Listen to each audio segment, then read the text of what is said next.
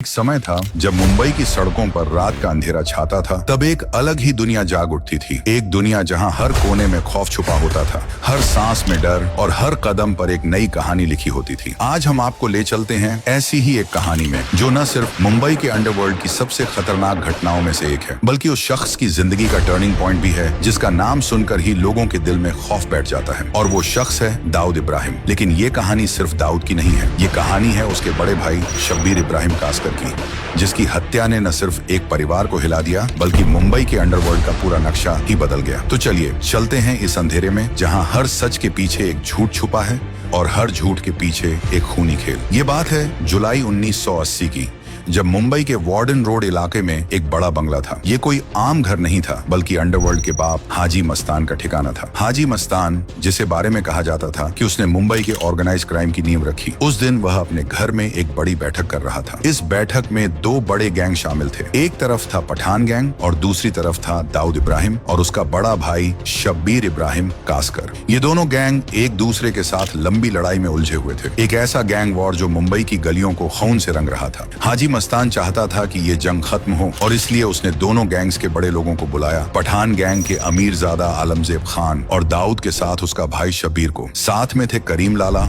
और जैन ब्रदर्स जैसे बड़े नाम, जो उस वक्त अंडरवर्ल्ड के धुरंधर माने जाते थे। इस बैठक का मकसद था सुलह, एक ऐसा समझौता जिससे ये खूनी खेल रुक जाए। सबने कुरान पर हाथ रखकर कसम खाई कि आज के बाद ना वो एक दूसरे के काम में दखल देंगे और न ही एक दूसरे के खून से हाथ रंगेंगे। ये एक पवित्र वादा था जो मस्जिद के धार्मिक माहौल में लिया गया था, इसलिए कुछ महीनों तक ये वादा निभाया भी गया। पठान गैंग अपना काम करता रहा और दूसरी तरफ दाऊद और शब्बीर भी अपना काम करते रहे। दोनों तरफ के लोग अपने अपने इलाकों में लगे रहे और ऐसा लग रहा था कि शायद ये सुलह सच में काम कर गई। लेकिन ये शांति सिर्फ एक धोखा थी, एक तूफान के पहले की खामोशी जो जल्दी ही टूटने वाली थी। साउथ मुंबई के ग्रांट रोड इलाके में एक जगह थी, कांग्रेस हाउस। कभी ये जगह आजादी के लड़ाकों का अड्डा हुआ करती थी, जहां कांग्रेस के बड़े नेता अपनी प्लानिंग किया करते थे। लेकिन 1980 तक आते आते ये जगह एक अलग ही रूप ले चुकी थी। अब ये जगह मुजरा करने वाली लड़कियों और स्लट्स का घर बन चुकी थी। रात को यहाँ बड़े बड़े सेठ लोग आते, नाच गाना होता और अंडरवर्ल्ड के लोग भी अपना वक्त गुजारने यहाँ चक्कर लगाते थे। इसी कांग्रेस हाउस में दो लड़कियां थीं, चित्रा और नंदा। दोनों की उम्र लगभग 30 साल थी और दोनों एक दूसरे की अच्छी दोस्त भी थी। और यही वो जगह थी जहां शब्बीर इब्राहिम कासकर का आना जाना लगा रहता था। शब्बीर, जो दाऊद का बड़ा भाई था, चित्रा के काफी करीब था। दोनों के बीच एक रिश्ता था, एक ऐसा रिश्ता जो प्यार और शायरी से भरा था। शब्बीर चित्रा के लिए शायरी भी लिखा करता था। चित्रा भी उसे दिल से चाहती थी। शब्बीर की जिंदगी में ये एक अलग मोड़ था। 1978 में शब्बीर की शादी हो चुकी थी, लेकिन फिर भी कांग्रेस हाउस के चक्कर उसके लिए आम बात थी। वो चित्रा के साथ रातों को फिल्में देखने के लिए निकलता, बड़े बड़े रेस्टोरेंट्स में उसे ले जाता और कभी कभी चौपाटी पर साथ घूमता। रात के 12:30 बजे मुंबई की सड़कों पर दोनों साथ चलते, जैसे कि वो दोनों दुनिया से बेखबर हों। शब्बीर के गैंग में सबको ये बात पता थी, यहाँ तक कि दाऊद को भी, लेकिन किसी ने इसे बड़ा मुद्दा नहीं बनाया। लेकिन ये बात पठान गैंग तक भी पहुंच गई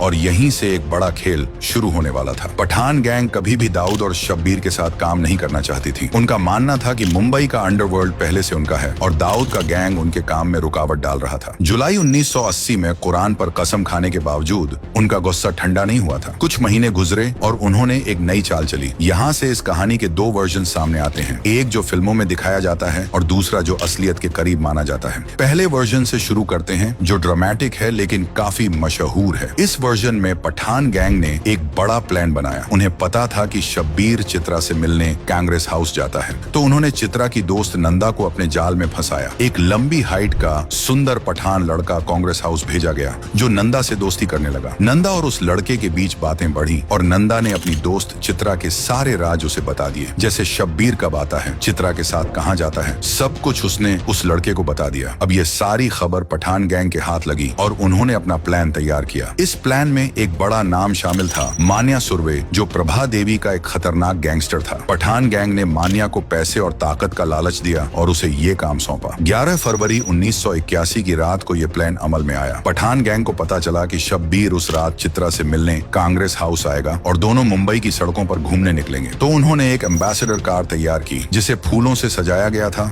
जो बिल्कुल एक शादी की गाड़ी जैसी लग रही थी। इस गाड़ी में मान्या सुर्वे, अमीरजादा आलमजेब खान और साथ ही 3 और और आदमी बैठ गए। सबके पास रिवॉल्वर, छुरे और बंदूकें थीं। प्लान ये था कि जैसे ही शब्बीर कांग्रेस हाउस से चित्रा के साथ निकले, ये लोग उसका पीछा करेंगे और मौका देखकर हमला कर देंगे।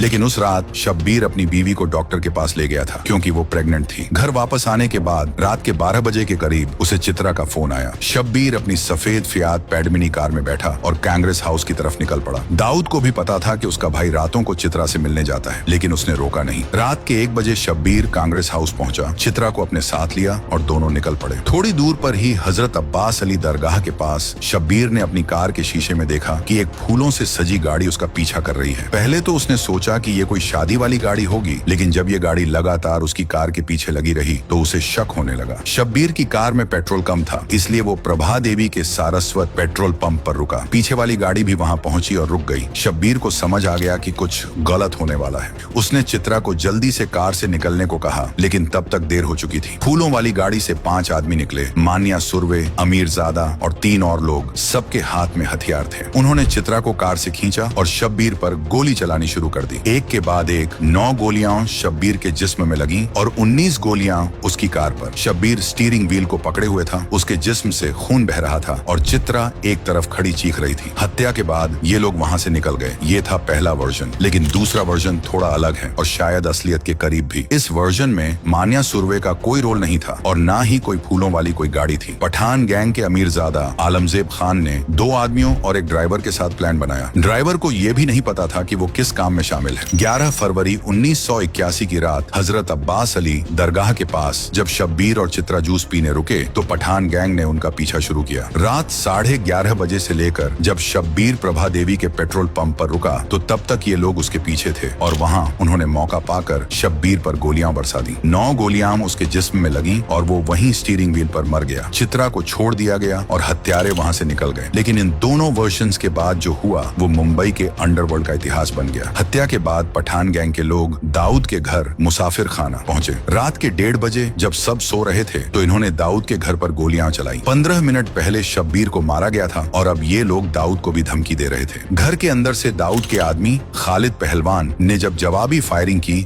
और पठान गैंग वहां से भाग गया। सुबह जब दाऊद और उसके गैंग को पता चला कि शब्बीर रात में मारा गया है तो घर में कोहराम मच गया। शब्बीर का जनाजा मुसाफिर खाना से निकला और हजारों लोग जमा हुए। तेली मोहल्ला, भिंडी बाजार, डोंगरी, हर जगह लोग अपने नेता के लिए रो रहे थे। शब्बीर की मौत ने दाऊद को बदल दिया। पहले ये गैंग शब्बीर और दाऊद की थी, लेकिन अब सिर्फ दाऊद की हो गई। उसने बदला लेने की कसम खाई और कुछ दिन बाद अमीरजादा आलमजेब खान को गुजरात में मारा गया। पठान गैंग को खत्म कर दिया गया और दाऊद एक ऐसा शख्स बन गया जो अंडरवर्ल्ड का बादशाह कहलाया। शब्बीर की मौत से पहले दाऊद का काम सड़कों तक सीमित था, हफ्ता वसूली और कुछ छोटे मोटे धंधे। लेकिन इस घटना के बाद उसने अपने गैंग को ऑर्गेनाइज क्राइम का एक बड़ा नेटवर्क बना दिया। मुंबई से दुबई तक उसका राज चल पड़ा और वो एक ऐसा नाम बन गया जिससे दुनिया डरती थी। तो यह थी शब्बीर इब्राहिम कासकर की हत्या की कहानी। एक प्यार जो मौत बना, एक धोखा जो बदला बना और एक मौत जिसने मुंबई के अंडरवर्ल्ड का नया चैप्टर लिख दिया। दोस्तों, इस कहानी में हर शख्स एक किरदार था। शब्बीर का चित्रा के लिए जुनून, पठान गैंग का गुस्सा